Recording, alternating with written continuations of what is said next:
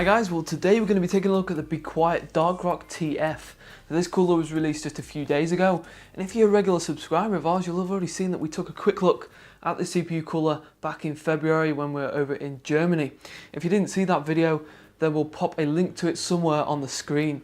So the idea with Dark Rock TF is that it's going to really fit between low noise and performance, fitting in with Be Quiet's ethos. Because often to get the very best extreme performance, noise is often going to come as a compromise.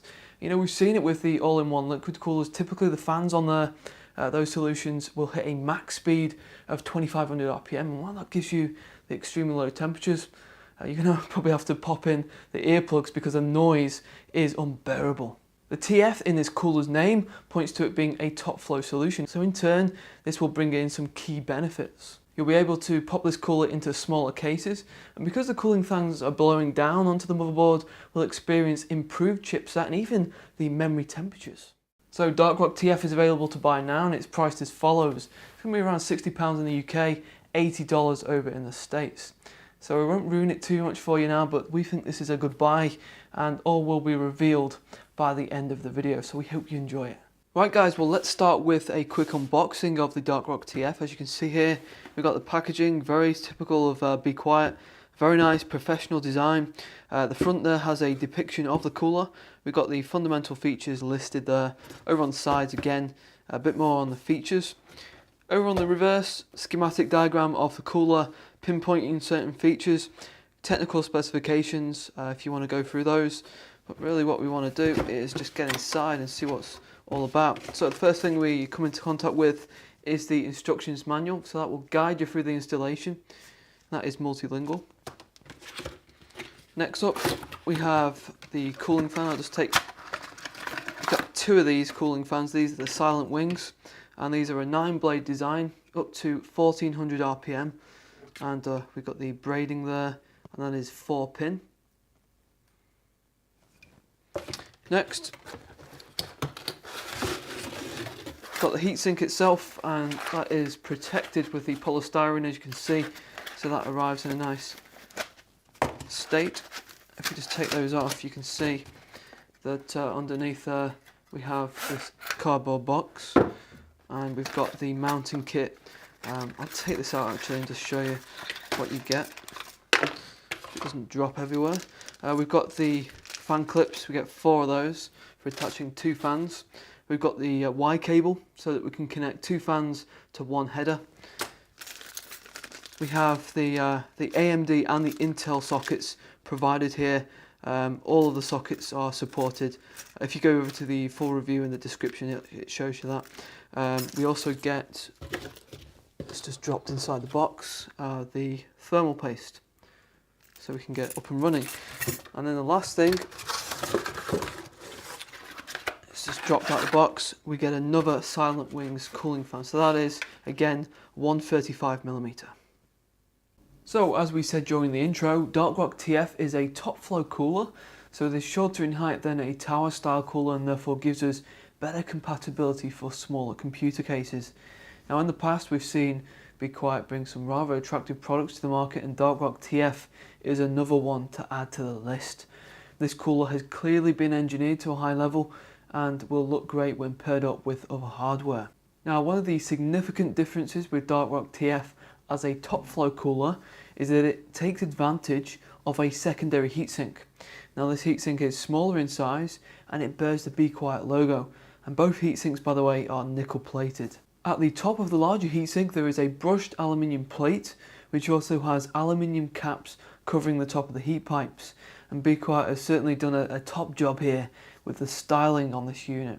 Dark Rock TF makes use of 6 copper heat pipes, and all of those heat pipes pass through both heat sinks, and they originate from the base plate. If we have a look at the profile of that primary heatsink, we can see that there is a series of 8 subsections and a slight gradient for the contour, and this will give you optimum airflow for the cooling fan when it's attached. Now the base plate is copper and it has a silky smooth surface texture which is almost reflective, and you can see there that there is some pre-drilled holes to work in conjunction with the mounting kits supplied. Okay, we're now going to show you how to install Dark Rock TF. Now for all our cooling reviews we use the socket 2011, so that is Intel's enthusiast platform. You can see here we've got the Gigabyte X79 UP4. Now before you start with any CPU cooler install, it's always a good idea to use some CPU cleaner. We use the Acasa Tim Clean for this. This gives us a nice fresh surface for the new heatsink. Right guys, well for the first step we need to install 4 of these standoff screws here into the 4 corners of the socket, and then we can use the provided spanner just to make sure that that is nice and tight.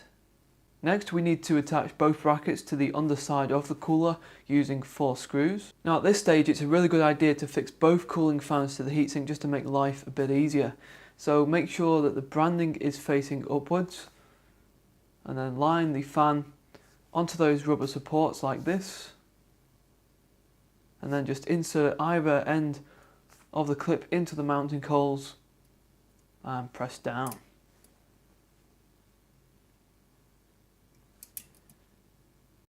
Next we need to decide which orientation we want the cooler to be in. So for the best results it's advisable really to make sure the top of the heat pipes are facing the top of the motherboard, just like this. Before we fix the cooler down we need to of course apply some thermal paste. We use Noctua NTH1 for all our cooling reviews. Just apply a small pea-sized blob in the center there. Obviously for this platform with a larger CPU we need to add a bit more. Now you can spread this out with a piece of card, but we let the base of the cooler do this. So just line the brackets on the cooler up to the mounting screws like so, and using that outer opening. And then we just need to apply 4 nuts to the screws.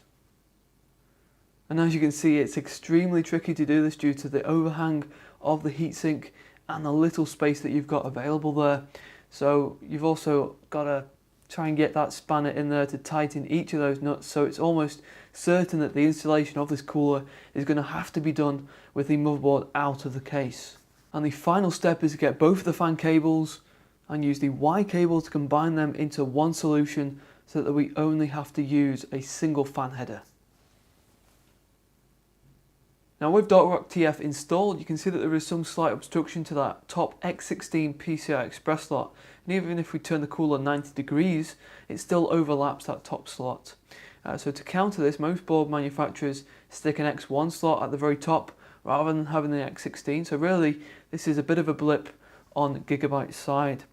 But for the memory clearance there is no problems for the low profile kits, but if you wanted to use a taller kit, there is around 6 centimeters of clearance with the fan attached, or conversely you can remove that fan and have up to 7.5 centimeters. So here we have DocRock TF installed on our Gigabyte X79 UP4, and it actually pairs up really well with the colour scheme of the board and the memory kit too. And here we have DocRock TF installed inside our cooling test rig case, and I'm sure you'll agree it coordinates brilliantly again, and it adds to the styling of the entire configuration. Now if you wanted to know how this cooler performs, check out our full review over on Vortez.net. Links are on the screen and in the description. Right guys, well with a DocRock TF now installed inside our case, I'm going to spark the system up and place the mic as close to those cooling fans as possible, just to give you a bit of an idea as to how loud those silent wings really are.